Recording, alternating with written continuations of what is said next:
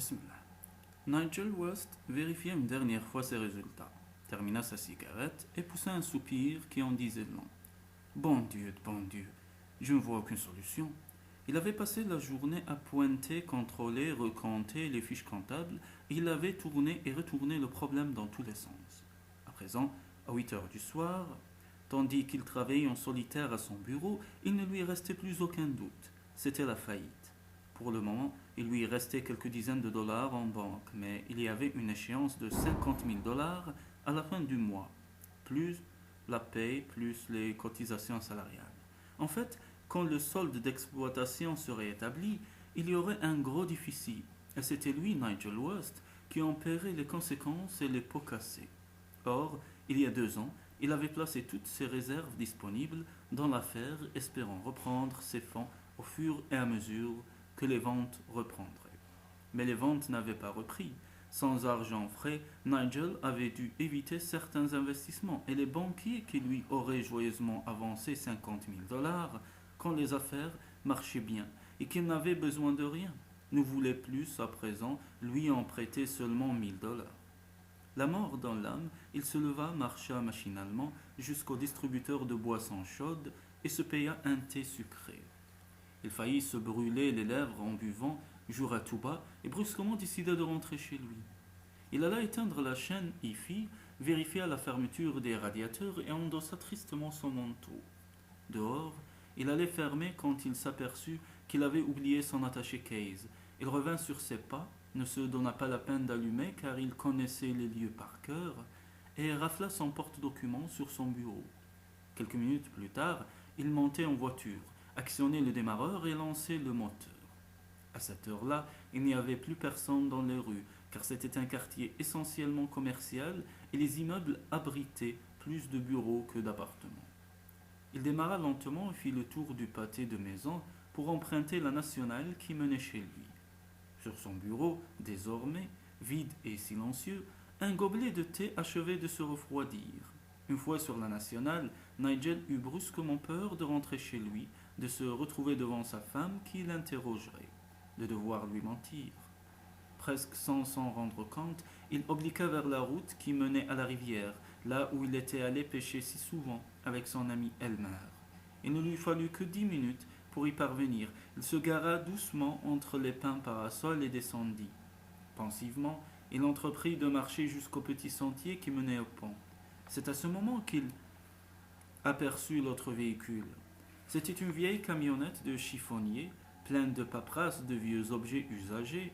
Le véhicule même semblait sur le point de s'effondrer si on s'avisait de le toucher, tant sa vétusté apparaissait nettement à tout observateur. Fronçant les sourcils, Nigel contourna l'engin, réfléchissant que diable Alana pouvait faire là cette voiture a priori abandonnée.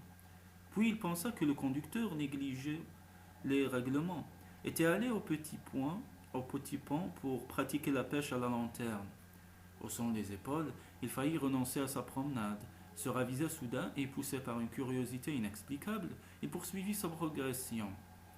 Tendu malgré lui, il parvint bientôt en vue du pont de bois, admira fugitivement la silhouette des rondins qui se reflétaient sur l'eau, éclairée par une pleine lune qui les nimbait d'argent. Il n'y avait pas de vent et pourtant, il lui sembla voir bouger les gens qui bordaient les piliers. Il s'approcha, fixant l'endroit où il avait cru percevoir un mouvement et soudain, il l'aperçut. L'homme hésitait encore, dressé comme un morne épouvantail devant la surface tranquille de la rivière, puis la silhouette balança d'un seul coup, comme une vulgaire marionnette abandonnée.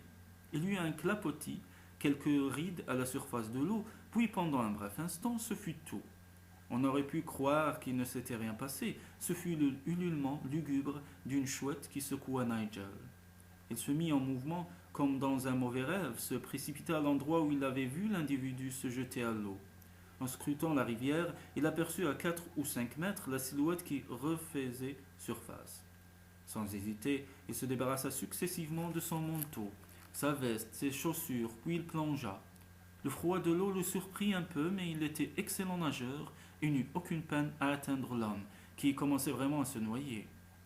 Il le ramena rapidement sur la rive, le réanima sans problème et se rendant compte tout à coup qu'il grelottait, enleva sa chemise, rendossa aussitôt sa veste et son manteau, et se pencha sur celui qu'il venait de sauver de la noyade. Ça va? Ouais. Venez, j'ai ma voiture à quelques pas, nous serons mieux à l'intérieur avec l'air conditionné. L'étrange noyé grommela quelques mots indistincts mais suivit Nigel jusqu'au bout. Quand ils furent tous deux installés dans la Chevrolet, vous vouliez vous suicider? Ouais. Pourquoi?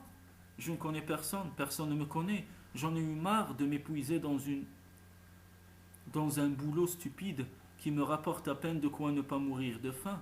Il jeta un regard narquois sur Nigel. Vu votre bagnole et vos vêtements, ça ne risque pas de vous arriver à vous. D'ailleurs, vous êtes marié. Nigel regarda pensivement son alliance, tandis que l'autre continuait à soliloquer. Moi, je n'ai même pas un chien, moi, remarquez. Ça vaut mieux, ma mort n'aurait ennuyé personne. Peut-être que la vôtre non plus, après tout. Je suppose que vous avez des assurances formidables et que si vous passez de vie à trépas, votre veuve touchera le pactole, hein? Soudainement attentif, Nigel acquiesça. Vous savez, vous avez eu tort de me sauver. Si ça tombe demain ou après-demain, je referai le coup de suicide. Qu'ai-je à attendre de la vie? Même pas une semaine de joie. Nigel se pencha vers lui, les yeux brillants, d'une lueur inhabituelle. Et si je vous proposais un sursis de, disons, 2 mois? Le rescapé fronça les sourcils. Un sursis, qu'est-ce que vous voulez dire? Je vous offre 2 mois de belle vie, à condition que vous vous fassiez passer pour moi. Moyennant quoi, vous pourrez mettre fin à vos jours. Quant à moi, je serai devenu vous. Hein? Qu'est-ce que c'est que cette histoire? Vous êtes fou ou quoi? Je suis pas fou, mais je vous propose d'échanger purement et simplement nos personnalités. Je vous donnerai mes papiers, mes vêtements et 7 000 $. Je vous emmènerai jusqu'à Miami, ou Palm Beach, dans le meilleur hôtel, et vous pourrez vous payer 2 mois de vie dorée à mes frais. En échange, vous me donnerez vos papiers, vos vêtements, la voiture que j'ai vue près d'ici et que je suppose vous appartenir. Oui, c'est ma voiture. Nous nous débarrassons mutuellement de nos empreintes digitales et c'est tout. Pourquoi faites-vous ça, monsieur? J'ai besoin de mourir, officiellement, mais moi, je ne tiens pas à me suicider. En un mot, je veux qu'on me croie mort, mais que ce ne soit pas la vérité. Curieux micmac. Enfin, votre idée me plaît. De toute façon, je n'aime plus la vie, j'aurais recommencé avant la fin de la semaine. Autant m'accorder ces espèces de vacances de milliardaire que vous me proposez. Mais dites-moi, si une fois en possession du fric, je disparais dans la nature et que vous n'entendiez plus parler de moi, qu'arrive-t-il? Je ne pense pas que vous le ferez, mais de toute façon, je prendrai mes précautions. Vous ne pourrez pas m'échapper. Bah, rassurez-vous, je suis honnête à ma manière. J'accepte votre marché. J'ignore ce que ça cache, mais comme je ne serai plus de ce monde, d'ici 2 mois, je m'en fiche. Une seule chose m'intrigue. Comment comptez-vous effacer nos empreintes du bout de nos doigts, monsieur? Sans un mot, Nigel sortit, alla ouvrir son coffre, fourragea quelques minutes, puis remonta dans l'habitacle en tenant une petite bouteille. Avec ça, qu'est-ce que c'est? De la soude caustique. J'en utilise fréquemment au bureau. L'homme considéra le flacon avec méfiance. C'est comme de l'acide, non? C'est une base en fait, mais ça provoquera les mêmes effets qu'un acide. C'est exact. Ça va faire mal, votre truc. Un petit peu, mais pensez à la vie de milliardaire qui vous attendra après, pour seulement quelques secondes de souffrance. D'ailleurs, nous ferons une main chacun notre tour, et je commencerai le premier pour vous donner du courage. Joignant le geste à la parole, il prit le cendrier de bord, fit couler un peu de liquide laiteux dedans, et quand il eut une flaque de 2 mm d'épaisseur, il y posa le bout des doigts de la main gauche. Fasciné, l'homme regarda les doigts crispés sur le liquide visqueux. De ce fait, il ignora les grimaces qui contorsionnaient le visage de Nigel. Enfin, Nigel retira ses doigts, les porta à la hauteur de ses yeux, eut un demi-sourire satisfait, la peau se boursouflait, se crevassait. Il se tourna vers son compagnon. À votre tour.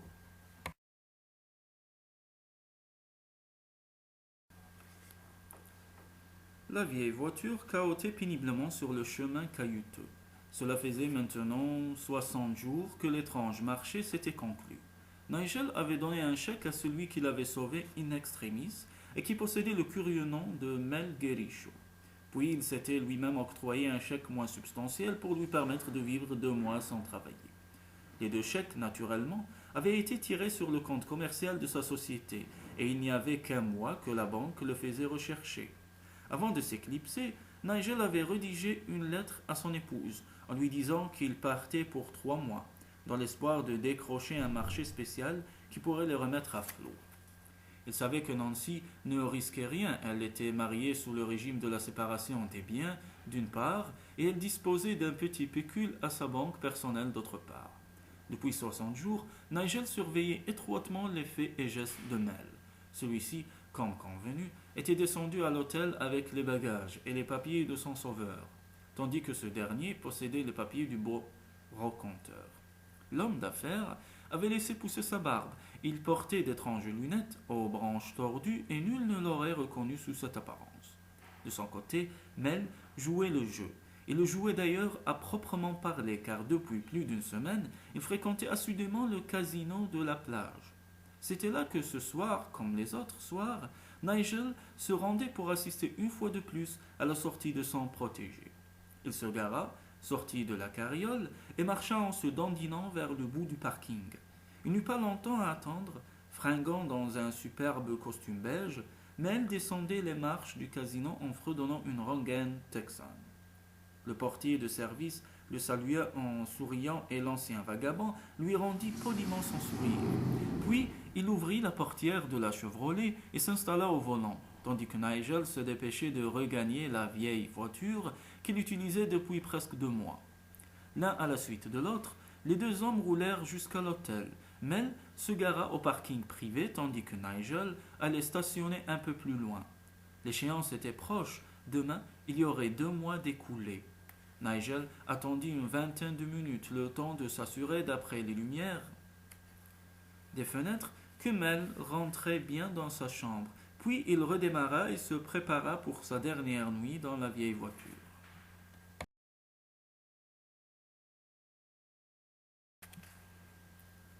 Voilà, voilà. Tout en serrant la ceinture de son peignoir, l'homme se dirigeait d'un pas alerte vers la porte de la chambre. Il était parfaitement détendu, se sentait bien dans sa peau, respirait encore les effluves laissés par les sels qu'il avait jetés dans son bain. Il était fraîchement rasé, fleurait la propreté et l'aisance. Il était d'humeur égale, mais quand il eut ouvert la porte, sa mâchoire inférieure tomba comiquement sur son cou, tandis que son regard perdait subitement toute sa gaieté. Vous, déjà? Moi. Debout sur le seuil de la porte, Nigel West considérait son hôte avec acuité. Je peux entrer? Bien sûr. Sans entrain, l'ancien brocanteur s'effaça pour permettre aux visiteurs de passer. L'atmosphère venait brusquement de changer. Sans dramatiser, il semblait que c'était la mort en personne qui venait de pénétrer dans la pièce. Et en quelque sorte, c'était un peu ça. Le soleil lui-même venait de se retirer derrière un nuage. Venu de nulle part, Emile resserra frileusement contre sa poitrine les pans du tissu éponge. Les 2 mois sont écoulés, je suis venu vous rappeler ce que vous avez à faire. C'est que j'ai changé d'avis. Les traits de Nigel se crispèrent. Qu'est-ce que ça veut dire, changer d'avis? Je vous ai payé pour quelque chose de précis, je suis venu réclamer mon dû. Vous n'avez pas à changer d'avis, il fallait le faire plus vite. Vous avez su accepter l'argent, il faut savoir payer à votre tour. Mel se redressa, se passa machinalement le bout de la langue sur les lèvres, comme pour les hydrater. Justement, je vais vous payer, mais pas de la façon prévue. Il marcha vers la table de chevet, ouvrit le tiroir, en sortit une liasse de billets verts. J'ai gagné au casino, une forte somme. Non seulement je vais vous rendre votre mise de fonds, mais j'y joindrai les intérêts. Il m'en restera suffisamment pour vivre quelque temps et trouver un travail agréable. Maintenant que j'ai trouvé ma voie, je dénicherai certainement un emploi. Figé, une boule dans la gorge, Nigel le regardait comme s'il n'avait rien entendu. Son immobilisme gêna l'autre qui lui tendit les dollars, le front ridé. Comme Nigel ne faisait pas un mouvement, Mel insista presque plaintivement. Je vous en prie, prenez-les, ils sont à vous. Les traits durcis, la voix sèche, Nigel se leva du fauteuil où il s'était installé, négligeant l'alias tendu. Il vint se planter devant Mel, plantant son regard dans le sien. Je n'ai que faire de votre argent, monsieur Guérichot. C'est votre vie que je veux. Soyez raisonnable, plaida l'ex-brocanteur. Vous trouverez bien un autre homme qui en a assez de la vie. Possible, mais je n'ai pas le temps. Il me faut mourir officiellement aujourd'hui ou demain. Il faut que ma veuve puisse toucher mes pensions, mes assurances. Il faut que je puisse aller la retrouver, que nous partions tous les deux au Canada ou au Mexique, refaire une nouvelle vie. Soyez compréhensif, monsieur West. Moi aussi, j'ai envie de refaire ma vie. L'œil sec, Nigel le toisa durement. Il est trop tard. Vous venez de la refaire grâce à moi. Maintenant, il faut payer. Tout en discutant, Nigel avait pris sa décision. Il n'avait pas le choix. Venez donc voir sur le balcon, vous verrez quelque chose en bas dans la rue qui vous fera comprendre pourquoi vous devez mourir pour moi. Abattu, Mel jeta machinalement sa liasse de dollars sur le lit et suivit son tortionnaire jusqu'au balcon. Sans méfiance, Mel se penchait sur la rambarde pour mieux voir et il ne réalisa son erreur que lorsqu'une violente poussée le projeta en avant. Il eut néanmoins la présence d'esprit de tendre les mains, se rattrapa d'extrême justesse à une barre métallique.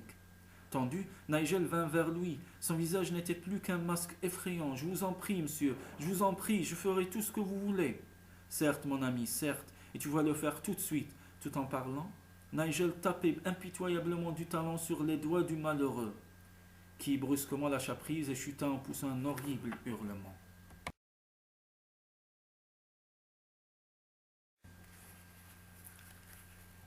Nancy relisait pour la 10e fois le journal reçu 3 semaines plus tôt.